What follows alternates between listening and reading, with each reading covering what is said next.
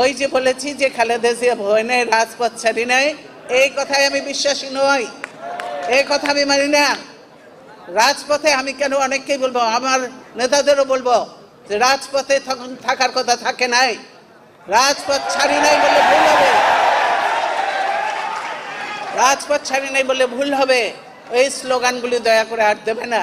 ভালো স্লোগান শেখো, ভালো স্লোগান দাও, তাহলেই কাজে দেবে, বুঝেছো?